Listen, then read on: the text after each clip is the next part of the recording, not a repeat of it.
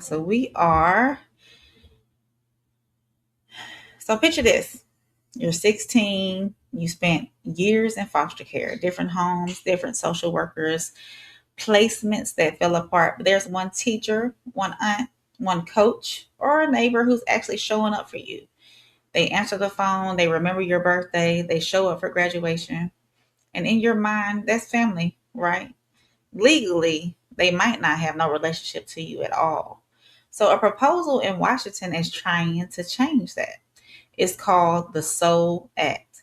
And one of the most interesting parts of this story is that foster youth themselves help write it. So let's hear from one of the young people involved. So let me pull that up for y'all. I felt like this was interesting as well. Being that those foster kids could uh, choose their own foster parent. Congress is set to take up a bill that would revolutionize the foster care system in Washington, D.C. The SOUL Act would allow foster youth to help define their own families without losing legal contact with their birth parents. It was designed by the very group that it seeks to serve, young people who grew up in the system.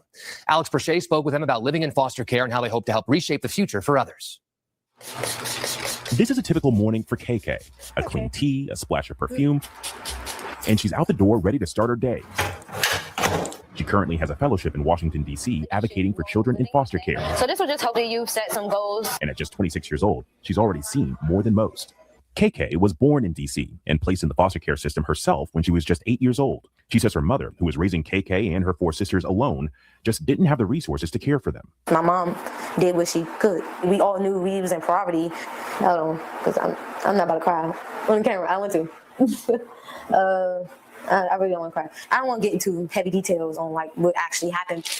She shuffled between foster care homes and relatives until she turned 16 and could advocate for herself. For KK, it was trial and error, figuring out her rights and speaking up as a teenager. She learned to demand that social workers include her in decisions about her own life. Y'all not about to walk over me, like this about to be a team thing. You know, I was just speaking up for myself, like in advocacy role. Like I feel like I just always was an advocate for myself, for people, for things. Like, you know, I feel like I just always had that spirit in me. That spirit and her experience is what motivated her to team up with other current and former foster care youth to help make a difference for the next generation. They're going to think going down the line like, hey, that really did help me some way, somehow. They helped design the Support, Opportunity, Unity, and Legal Relationships Act. SOUL provides a legal framework to provide a support network around these young people. Known as the SOUL Act, it's a DC bill that would allow teens ages 16 and up to legally enlist guardians, blood relatives.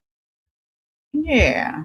So now, what I like about the story is that it forces us to rethink what family really means in the eyes of the law.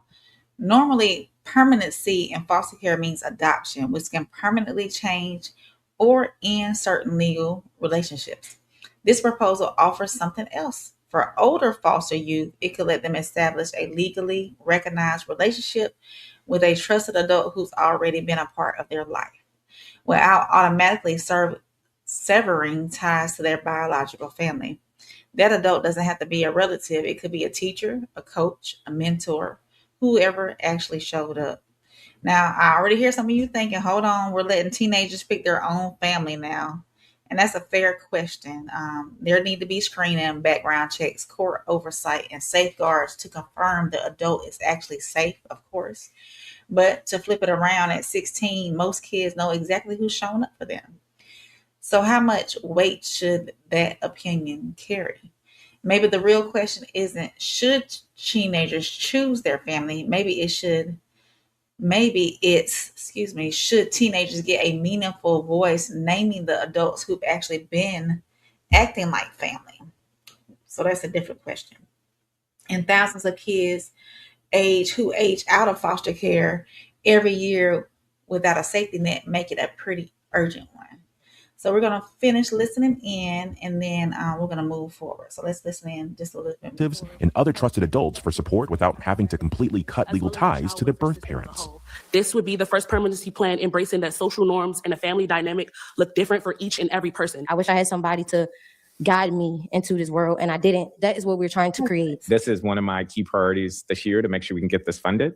And when we do get it funded, I want you all to feel very proud of the work that you contributed. KK, along with 20 other youth who lived through DC's foster care system, was enlisted by the Children's Law Center and Family and Youth Initiative to craft this legislation. This is the most meaningful engagement I've had with folks with lived experience. I feel like I've learned so much. They think about things in different ways than I do. We wouldn't have had those, ideas without them. The youth advocates met at least every other week for 2 years. It's just always different when someone speaks on something and they didn't go through it, because you got to put the feelings in the situation to really understand it. The SOUL Act was signed and approved by Washington, D.C. Mayor Muriel Bowser and has been sent to Congress, where it has bipartisan support and could be passed as early as mid-September.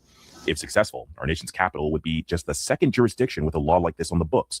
Kansas passed similar legislation in 2024. This act, it's about 12 pages. 12 pages of text here. How does it feel actually like seeing this as a final product? I feel vindicated for every bad experience I had. It's like a sigh of relief almost, but also I feel good about the future now for the youth of DC in specific. Like, they have a choice. Through the SOUL Act, trusted adults who are chosen by youth and have been approved by the city can aid them in making decisions about education, financial management, accessing healthcare, and can even provide financial assistance and a home for them to live in. Your family can be your coach. Your family can be your teacher. Your family can be that auntie, uncle, cousin. Your family should be, and will always be your choice no matter what anybody tells you. And I hope that they carry that within their hearts. Yeah, y'all. So I got a question for the chat, and y'all can chime in if you're catching this on a rewatch as well. If a 16-year-old in foster care says, hey, this person has shown up for me, should a judge give that real legal weight? Yes or no? And I can push it a little bit further. What if the biological parent disagrees?